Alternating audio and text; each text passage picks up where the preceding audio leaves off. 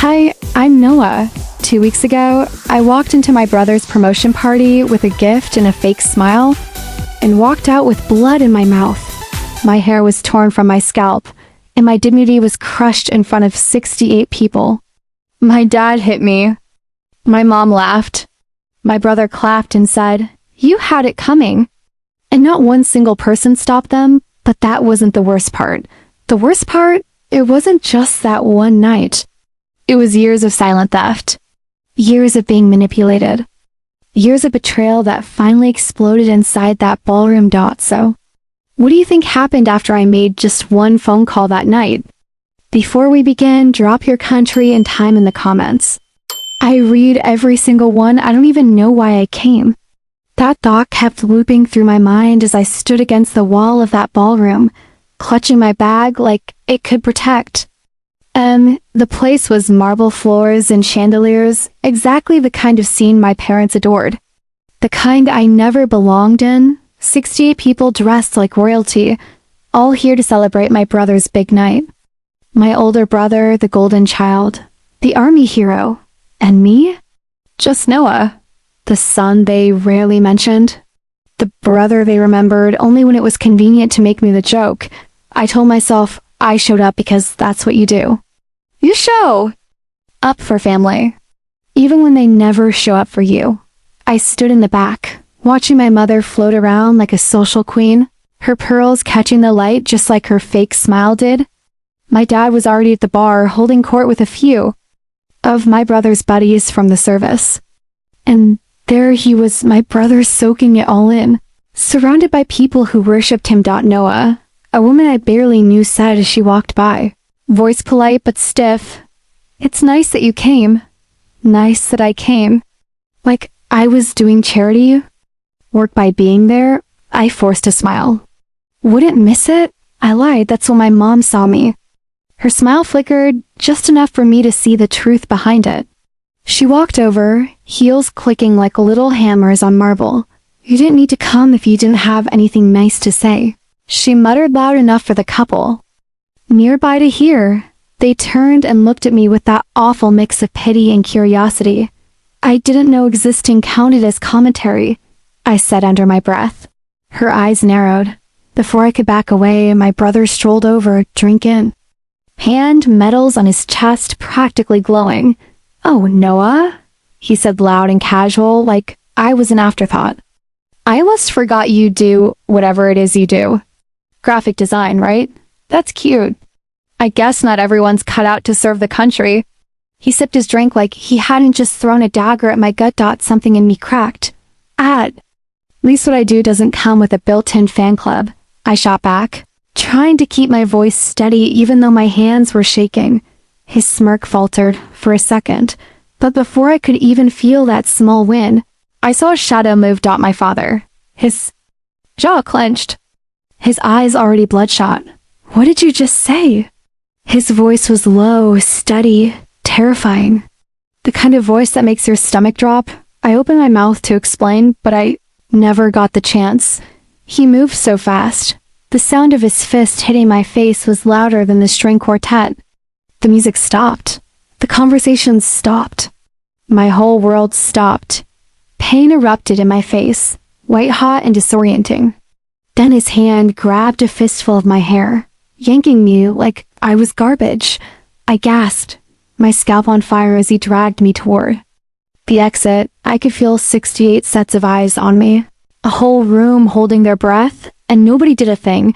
Not one person stepped in, through the pounding in my ears. I heard it.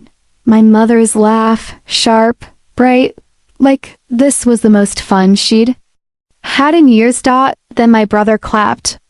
"You had it coming," he said. That line?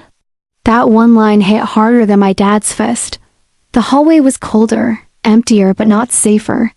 He threw me down just outside the doors. I caught myself against the wall. My lip was bleeding. My hair was a mess. My head throbbed. I didn't look back. I couldn't. I ran to my car. Every step felt heavier than the last stop by the time I got to the driver's seat. My hands were shaking so badly I could barely fish out my keys. I slammed the door shut like I could trap the pain on the other side, but I couldn't doubt my mother's laughter was still ringing in my ears. My brother's smug words echoing, and the worst part? That room full of people who did absolutely nothing. In the rearview mirror, I didn't even recognize myself. My lip was cracked open, hair tangled, eyes glassy, red, and wild. I wiped my chin with the back of my hand and whispered to no one, "This wasn't just another night. This was war." I picked up my phone, hands trembling, stared at the screen, took a breath, and said, "It's time." I drove home in silence, hands clenched on the steering wheel, knuckles white. The only sound was the highway beneath my tires, but inside my head, it was chaos. Every second, every insult, every slap, every lie over and over again. My mother's laugh, my brother's smirk, my father's hand across my face. It all spun in my head like a storm I couldn't get out of. By the time I parked outside my apartment, the adrenaline had burned off, and now the pain was everywhere. My jaw pulsed in sync with my heartbeat. I climbed the narrow stairs up to my unit, each step heavier than the last. And when I finally unlocked the door and stepped inside, the silence nearly crushed me. I wanted to scream. Instead, I locked the door, leaned back against it, and just breathed. Slow, shaky, deliberate breaths. The bathroom light was harsh.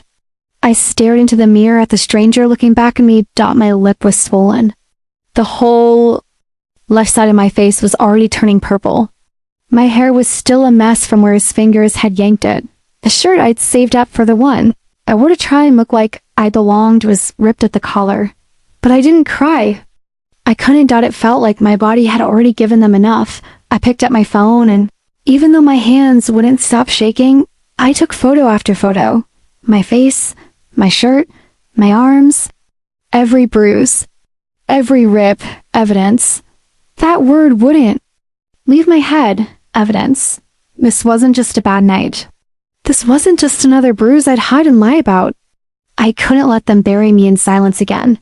Sitting on the edge of my bed, I scrolled through my contacts' names I hadn't spoken to in years. Then I saw hers, Dana. Back in law school, she was brilliant but broke. One bad semester away from losing everything. I'd helped her when no one else would. Gave her my old textbooks. Bought her food. Even helped with her rent once. "You saved me," she told me back then. Now, she was one of the best attorneys. In Austin, I tapped her name. The phone rang 3 times before she answered. "Noah?"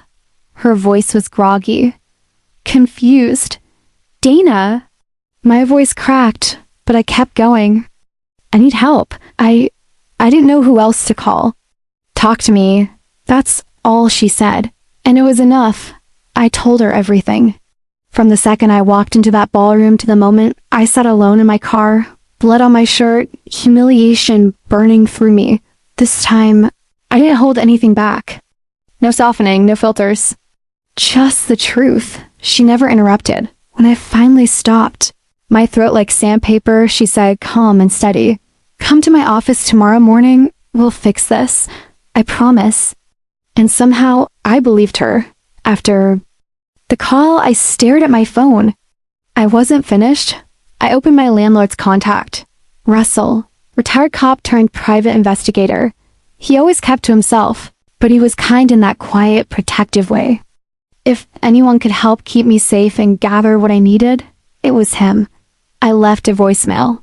"Russell, it's Noah. I need help. Urgent. Please call me when you get this." Minutes later, my phone buzzed with a text, "You're safe." "Out. Dig. Not much." But it felt like armor. I moved slowly through the apartment, washing the blood from my face, pulling on an old hoodie. I wrapped ice in a dish towel for my jaw. It hurt. But the cold kept me focused. Then I sat back on the bed, opened my laptop, and attached the photos I'd taken to an email. Typed in Dana's address. My fingers hovered over the send button for a second. Then click. Gone. And suddenly, my heart wasn't racing anymore. My hands weren't shaking. I wasn't numb. I held my phone tightly and whispered, "They don't Know what's coming. Morning came too fast. I barely slept. Every time I closed my eyes, I saw his hand coming toward me. Felt my scalp burn where he grabbed me. I showered, but I still felt dirty. I dressed in jeans and a loose sweater, the kind of outfit that made me feel small, invisible. Pulled on oversized sunglasses to hide the swelling. My lips still ached. Every time I moved, but I didn't care. I had somewhere to be. Downtown was quiet for a Saturday morning. As I walked toward Dana's office, my heart beat harder than it had the night before. Anger and fear kept switching places inside me. I told her I was ready, but was I? I stopped at the glass door of her law firm. My own reflection caught me off guard. A bruised man, chin lifted just slightly, daring the world to try him again. The receptionist barely looked at me before pointing toward the back. Dana stood as I walked in, crossing the room with purpose. Noah. Her voice was calm but strong, like she'd been preparing for this moment.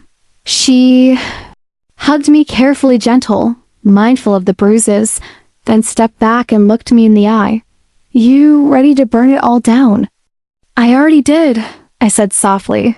In my head last night. She nodded toward the chair across from her desk. I sat. For a long moment, neither of us said anything. Then she asked, "Tell me everything." And I did not just about last night. I told her about being 14 and shoved into a wall for talking back. Told her how my mother laughed every time it happened. How every holiday I was invisible. Every birthday ignored because my brother always made it about him. I told her how my father called me a disappointment for choosing art over law. How my mom mocked my work in front of family friends like it was a child's hobby. Dana didn't take a single note. She just listened. Her hands stayed folded. Her face was unreadable. This isn't the first time he's hit me, I finally said. The words hung in the room like smoke. But this time, there were 68 people watching and they did nothing. His jaw tightened.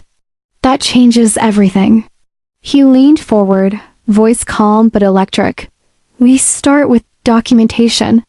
Police reports. Medical exams. We make this official. Then we send a civil notice. And if they try to bury it, we leak every shred of evidence.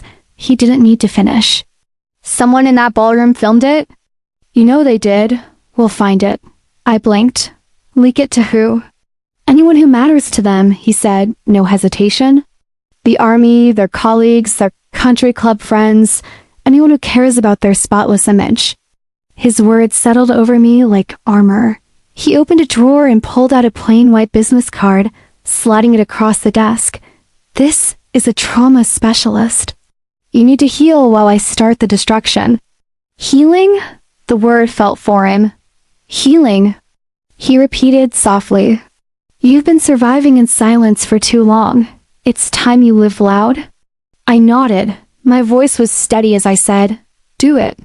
Walking out of that office, the sun hit me like a challenge. The city sounded louder, now honking cars, rushing crowds. For the first time in years, I didn't feel like I was just passing through my own life. They wanted me small. They wanted me silent. If they wanted silence, they should have left me unbroken. 2 days later, the anger inside me hadn't gone, but it had grown cold, precise. My face still throbbed with every movement. But the bruises weren't the worst part. It was knowing that every person in that ballroom went home, carried on, while I sat alone remembering how to breathe. That morning, Rick texted, "Come by. Got something you need to see." I took a long sip of coffee, grabbed my keys, and headed down to his place. Rick, my landlord, ex-cop turned private investigator, answered almost instantly. "Noah?" he said, stepping aside. He handed me a steaming mug. "You look like you need this." I sat at his kitchen table. No small talk. He grabbed a thick folder from under a stack of paper and slid it across. "You need to see this." My stomach dropped. "What is it?" "Your family," he said low. "And not just what happened. This goes deeper." I opened the folder. Bank statements. Receipts. Email screenshots. Transfers from an account I recognized, my trust fund, names I didn't. My money, I whispered, is gone. He nodded. Your father moved funds months ago to grease the wheels for your brother's promotion. Look at this. He pointed to an email saying, make sure Caleb shines. Dad is persuasive. My vision blurred. My own money used to celebrate my brother, the same brother who clapped as I bled. I closed the folder carefully, like I'd tear it just by touching it. So it wasn't earned, I said finally. Rick sat back. Not even close. This isn't just abuse. This is theft and fraud. His father's voice echoed in my memory. You should be grateful for what we give you. He took from me, quietly, all my life. I grabbed my phone and snapped a picture side by side. The email in the bank. Transfer. Sent it to Catherine with one message. Change of plans. I want everything on record. Her reply came fast. Then we played dirty. Rick crossed his arms. What's your next move? I traced the folder's edge with my finger. My next move is making sure they regret every choice that brought us here. Later, I went to a coffee shop downtown. Strange to be among people chatter about weekend plans. While I held the facts that could destroy my family's image, I spread the pages on the table, memorized every detail. My brother clapped while I bled with money that was mine. I closed my eyes, breathed through the rage. They turned me into an outsider in my own life, then stole from me. They think I'll stay quiet, I whispered. They don't know me. Outside my parents' house, perfect lawns, identical mailboxes, fake smiles waiting inside my hands trembled on the steering wheel. Catherine's voice from this morning's call echoed in my head. If it feels wrong, you walk away. Don't give them anything. I finally unclenched my hands and stepped out. The fall air was thick and heavy as I walked up the path I'd known so well. Growing up, I used to imagine I'd run away from this house one day. Now it was walking in by choice, fully aware that they had no idea who they were dealing with anymore. My mother opened the door before I even knocked, dressed in one of her pastel cardigans that always made her look so delicate, so harmless. Arabella, she said in that soft voice she used when she wanted to sound like the victim. Thank you for coming. Let's just get to it, I said flatly. She flinched at my tone but stepped aside. The house smelled like lemon polish and whatever. Fancy candles she'd been burning to mask the stench of tension. My father was already seated in the formal living room, the kind of space we only ever used for holidays and performative moments like this. Caleb was there too, lounging like he owned the place, his phone in hand, smirk already plastered on his face. Arabella, my father said without looking up, like I was a subordinate called into his office. Sit. I stayed standing. On the coffee table in front of them sat a neat stack of papers. I didn't have to read them to know what they were. Catherine had warned me they might try this. We asked you here, my mother began. Because we went to resolve this unpleasantness as a family. Caleb chuckled. You mean Becca, she's making a big deal out of nothing? I looked at him, my voice ice. Still riding high off your fake promotion, Caleb? Must be nice to win awards with someone else's money. His smirk faltered for a fraction of a second. My father's hand clenched on the armrest. Enough, he barked. We're here to put this behind us. He slid the papers toward me. This is an agreement. You'll sign it, take a generous payout, and in return, this whole situation disappears. No more drama, no more embarrassing the family. I glanced at the top page. Non-disclosure agreement. Waiver of legal claims. A gag order dressed up as a peace offering. Generous payout, I repeated, picking up the document. Funny how you think my silence has a price. It's a small bruise, Arabella, Caleb said, still lounging, his voice dripping with condescension. Why blow up the family over that? I stared at him. You watched me get dragged out by my hair while you clapped. You think I care about family? My mother leaned forward, her voice all syrup and poison. This will protect everyone's reputation, dear, including yours. That's when I saw it. A small voice recorder tucked near the lamp. Subtle, but not enough. They weren't just trying to buy me off. They wanted to twist my words if I lost my temper. I put the papers back down carefully. You know what's funny?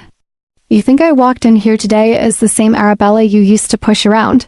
You think I didn't notice the little recorder over there? You think you can throw me pennies from my own stolen trust fund and make me disappear? My father slammed his hand on the table so hard the coffee cups rattled. Don't you dare play the victim. I leaned forward until we were eye level. I'm not playing anything. I came here to give you a chance. This isn't a negotiation. This is your warning. My mother gasped like I'd cursed in church. Caleb laughed nervously, trying to regain ground. You're bluffing. I picked up my bag and headed for the door. Keep thinking that. Outside, the night air hit me like a splash of cold water. My hand shook, but it wasn't fear anymore. It was clarity. They thought this was about bruises and signatures. They had no idea what was coming. They wanted me silent. I whispered to myself, pulling out my phone. Instead, I called someone who makes noise for a living. The drive out to the diner felt longer than it was. I rolled the window down just enough to let the night air hit my face, trying to steady my breathing. It wasn't fear this time. It was the clarity that comes when you've hit the point of no return. They thought they could scare me into silence. That a little paper and a payoff would erase everything. They didn't know me at all. The diner was one of those 24-hour places on the edge of town where the coffee is always bitter, and the booths have seen better decades. I pulled into the cracked parking lot and spotted Catherine's car. Rick's old truck was parked a few spaces over, the same one he'd driven back when he was still working security for people like my father. Inside, the place was nearly empty. A waitress in a faded uniform nodded as I walked in, but I didn't stop to order. Catherine was in the back booth, her blazer making her look far too polished for this place. Across from her, Rick looked like he belonged here. Broad shoulders, worn leather jacket, and that tired ex-cop posture that said he'd seen too much. You look like hell, Rick said bluntly as I slid into the booth. Good to see you too, I replied, my voice flat. Catherine slid a manila folder across the table. I told you it was bad. I didn't realize how bad until Rick dug this up. I opened the folder and stared at the documents inside. Bank statements, wire transfers, company filings with names I didn't recognize. My trust fund, the one that was supposed to secure my future, had been drained through a series of shell companies. I traced the lines with my finger, stomach tightening. They didn't just misuse your money, Catherine said, her voice calm but laced with disgust. They laundered it through Caleb. Your brother's promotion, that celebration, it was greased with your money. Rick leaned forward, his arms resting. On the table, Caleb bragged about it at work, said he was making big moves with family money. He acted like it was some brilliant investment. I kept my mouth shut back then. Now I'm done protecting him. I swallowed hard, feeling the heat rise in my chest. So they stole from me, beat me, and then celebrated it in front of an audience. Rick gave a short nod. That's about the size of it. Catherine's expression sharpened. This isn't just a civil matter anymore, Arabella. This is fraud. Grandma larceny, possibly. We can take this to court. We can take it to the press. They won't see it coming. I closed the folder, letting the weight of the papers sit in my hands for a moment. My family had spent years making me believe I was small, powerless, an afterthought. But this was leverage. They thought I wouldn't notice, I said slowly. They thought I'd just stay quiet like always. Catherine leaned back. So, what do you want to do? Everything, I said, my voice low but steady. Civil, criminal, public, but on my terms. No one moves until I say so. Rick glanced at Catherine, then back at me. There's more. One of the guests at the party recorded your father's little outburst, full video. Him hitting you, dragging you, Caleb clapping like a fool. I can get it. For the first time in days, I felt the corners of my mouth lift into something like a smile. Then we're going to give them exactly what they wanted. Attention, but not the kind they can control. We stayed there for another hour going over options. Catherine outlining timelines and legal strategies while Rick promised to secure the footage. My coffee grew cold, untouched, but I didn't care. This wasn't about comfort. It was about war. When I finally left, the air outside felt lighter somehow. I drove home in silence, the city lights blowing past me, my mind sharper than it had been. In years, they thought I'd be silent. They forgot who I am. I didn't sleep. Not a wink. I sat at my kitchen table, laptop open, every piece of evidence spread out like weapons on the battlefield, bank transfers, party photos, trust documents. The folder Rick had given me sat front and center. I kept replaying the video in my mind. My father's fist connecting with my face, the sound of my mother laughing, Caleb clapping like I deserved it. They wanted me to be humiliated. Instead, they gave me ammunition. By mid-morning, I was parked outside Catherine's office with 2 coffees in a cardboard tray, one for her and one for me. When I walked in, she looked up from her desk and didn't even bother with pleasantries. "Are you sure?" she asked, eyeing the thick folder I'd been clutching like a lifeline. "Yes," I said. My voice didn't shake this time. Catherine gestured. "For me to sit, once do this, there's no undoing it. You'll be the woman who exposed her family. You need to be ready for that." I sank into the leather chair across from her and placed the folder on her desk. They made me their scapegoat for years. Now they can be the headline. We went through everything again. The video, the transfers, the emails Rick found. Catherine drafted an official statement in my behalf, crisp and calculated, framing the assault as part of a larger pattern of coercion and financial exploitation. "This tells your story without making it a pity piece," she explained. "It positions you as someone reclaiming power." "Good," I said, because I'm done playing victim dot by early afternoon. We were sitting at an upscale cafe downtown, the kind of place where people linger over $7 lattes, pretending their lives aren't falling apart. I wasn't there to blend in, I was there to meet Jenna Martinez, a journalist I'd known back in college. She built a name for herself, writing about corruption in local business circles. She owed me. I'd once helped her get out of a sticky situation during an internship, and she hadn't forgotten it. She arrived 10 minutes late, looking frazzled, but curious. "Arabella," she said, sliding into the seat across from. "You sounded intense on the phone." "This will explain why," I said, handing her a flash drive and a few printed documents. "There's a video on there." "My father, my brother, the whole thing," she raised an eyebrow. "And you're okay with mourning this?" "I want you to," I said plainly, "but I stay anonymous for now." She nodded slowly, scanning through a few pages of documents. Her eyes widened. "This isn't just family drama. This is fraud and public assault. You know, this will blow up." That's that point. Back at Catherine's office, I watched as she hit send on the official statement, forwarding it to Jenna. Then we waited. The article dropped within hours. Prominent local businessman caught on camera assaulting daughter over family dispute. Financial exploitation alleged. It was brutal and precise. Exactly what I needed. Within minutes, my phone lit up with messages from distant relatives, old friends, even people I hadn't spoken to in years. Some were supportive, others were stunned. Catherine called. "They're panicking," she said, her voice tinged with amusement. "Your father already called me, wants to meet." I didn't hesitate. "No, you don't even want to hear him out." They wanted silence. I said they can choke on it no. By the time I left the cafe, social media was ablaze. Clips of my father dragging me out of that ballroom were everywhere. The comments ranged from outrage to disbelief. Who does that to their own daughter? One read, "Imagine being Caleb clapping." "While your sister bleeds," said another. As I sat in my car staring at the notifications piling up, a new message buzzed through. An unknown number. "You think you've won? You don't know what's coming." I stared at it for a long time, my pulse steady, my fingers tightening around the phone. Whoever sent that wasn't my father, and I already knew this fight was far from over. That text wasn't from my dad.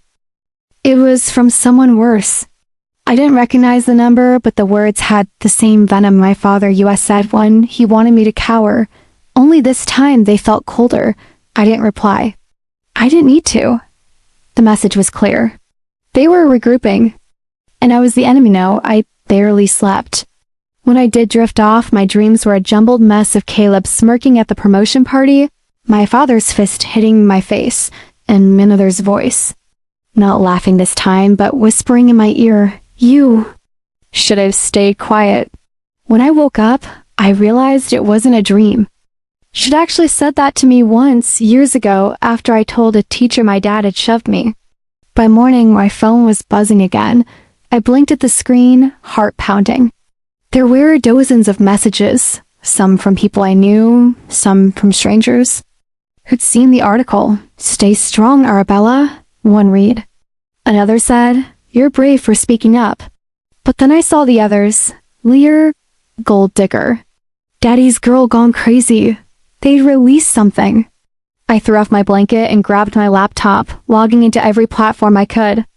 And there it was, a heavily edited clip of the party. In this version, my father was calm, composed, even pleading with me. And me? They cut together fragments of me yelling after the assault, making it look like I wasn't stable, like I'd caused it. The comments were already brutal. I felt my stomach drop. They weren't just fighting back. They were rewriting reality.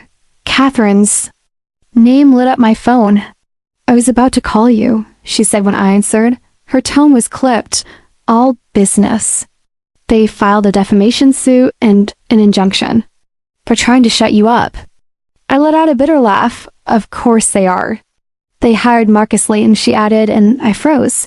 Marcus Layton? He was the guy companies brought in when they wanted to bury scandals. "Arabella, this is serious. They're coming hard." "I'm not scared of him," I said, though my voice betrayed me. There was a pause on the other end. "Good, because you can't be." Before I could respond, my phone buzzed with another call. My mother. Against my better judgment, I answered. "Arabella," she said, and just from her tone, I knew this wasn't a call to make peace. "Mom," my voice was flat. "You've gone too far," she hissed. "You've embarrassed us beyond repair. Your father hasn't left his study. Caleb can't even go into work. He should have stayed silent." I gripped the edge of the counter, forcing myself not to scream. "You watched him hit me. You laughed and you're angry at me for telling the truth." She exhaled sharply. "You think this is about truth? You don't survive in this family by being righteous. You survive by knowing when to shut up." I felt my throat tighten, but I refused to let her hear me cry. "Then I guess I'm done surviving." I hung up before she could say another word. For a moment, I just stood there staring at my reflection in the microwave door. My hair was a mess. My face still had faint bruises, but my eyes, they didn't look like the girl who begged for scraps of approval anymore. They looked like someone ready for war. I drove straight to Catherine's office, not bothering with makeup or even brushing my hair. She opened the door before I knocked. "You look like you didn't sleep." "I didn't," I admitted, dropping into the chair across from her. "What's our move?" She slid a folder toward me. "First, we counter their injunction. Second, we widen the scope. If they want a public fight, we bring the fraud into this. The trust fund, the bribes, everything." "And the video?" I asked. "We're working on getting that full unedited footage out," she said. "Rick's contact is close. Once it's public, their edited version will look like what it is." A pathetic attempt to spin the truth. I nodded, but my mind was elsewhere. My mother's words echoed in my ears. "You won't survive this." Catherine leaned forward. "Arabella, look at me," I did. "You didn't come this far to let them bury you. They're lashing out because they're cornered and scared. That's all this is." I wanted to believe her. I really did. By the time I left her office, the sun was setting. I sat in my car for a long time, watching the city lights flicker on one by one. My phone was still buzzing with notifications, but I didn't look at them. I already knew what I had to do. I scrolled to a number I hadn't called in years, one that Catherine didn't even know about, and hit dial. When the line picked up, I didn't bother with pleasantries. "It's time," I said. "Release everything." I didn't just plan revenge. I planned their collapse. Walking up the courthouse steps, I felt the weight of every whisper, every camera flash, every curious stare. They weren't looking at me like the black sheep anymore. They were looking at me like someone about to change the story. Catherine walked beside me, calm and composed as always, while Rick followed a step behind, carrying the evidence that had taken weeks to compile. Inside, the air was cold, tense. My father was already there, sitting stiffly at the plaintiff's table in a charcoal suit that probably cost more than my car. Caleb sat beside him, his face pale, his bravado from the promotion party gone. My mother, she didn't even look up when I walked in. I saw her profile perfectly still, lips pressed. So tight they were nearly white. She wouldn't meet my eyes. Catherine leaned over. "Remember," she whispered, "they're already on the defensive." The judge entered and the room fell silent. The attorney my father hired stood, projecting confidence, his voice booming. "Your Honor, my clients have been defamed. Their reputations, painstakingly built over decades, have been dragged through the mud by baseless accusations and a misleading video." I kept my face still, but inside I felt my pulse pounding. Misleading? He was really going to call my bruises, my torn hair, and the witnesses misleading. Then Catherine stood. "Your Honor," she said, voice like steel. "We not only reject their claims, but we present evidence that my client was the victim of physical assault, financial exploitation, and defamation, all orchestrated by the very people filing this lawsuit." She motioned to Rick, who carried a thick binder forward. The judge gestured for her to continue.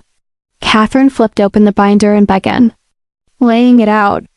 Bank statements, emails, wire transfers. "This is a paper trail proving that Mr. Hargrove, using his authority over Arabella Hargrove's trust, siphoned hundreds of thousands of dollars into accounts tied to shell corporations. Those corporations then funded his son Caleb's career advancement. This was her money, stolen, laundered, and used to bankroll the very event where she was assaulted." Gasps rippled through the room. Caleb shifted uncomfortably. My father didn't flinch, but I saw his jaw tighten. The judge's brow furrowed. "Are you prepared to substantiate these claims?" Catherine nodded. "Yes, Your Honor.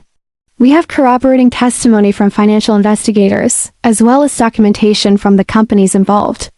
My father's lawyer sputtered. "This is irrelevant to the defamation suit." "No," the judge interrupted. "It's highly relevant. If these records are accurate, this court needs to consider whether the plaintiffs themselves engaged in criminal conduct. I am unsealing these records for review." That was when it happened. The sound I'd been waiting for. Murmurs, gasps, even a few outright whispers from the gallery. Reporters scribbling furiously. And my father, for the first time in my life, looked like a man losing control. The session recessed for lunch. I stepped outside into the bright sun. Cameras already waiting. Catherine had prepared me for this moment. She gave me a small nod. Now I walked to the microphones. My voice didn't shake. For years, I let them define me as the problem child, the ungrateful one, the failure. But today, I reclaim my name. This is not just about what happened to me at a party. This is about years of abuse, financial theft, and coercion. I won't be silent, and I won't be intimidated. Behind me, Catherine handed the journalist we'd been working with a flash drive, the full unedited video of the party. Within an hour, it was live. The internet lit up. The clip showed everything. My father's hand across my face, the way he yanked me by the hair, Caleb clapping like a spectator. I game. No clever edits, just the ugly truth. By the end of the day, my father's company had lost 2 major contracts. Caleb issued a statement resigning from his position, citing personal reasons. My mother still wouldn't look at me. Later, in Catherine's office, she asked quietly, "Do you feel satisfied?" I thought about it for a long moment. "It's not satisfaction," I said. "It's freedom." Before leaving, I opened my purse and pulled out the necklace my mother had ripped from my neck at the promotion party. I fastened it back where it belonged. This time, I whispered, "It stays." As I walked out into the cool evening, I felt lighter than I had in years. Some doors once slammed should stay closed.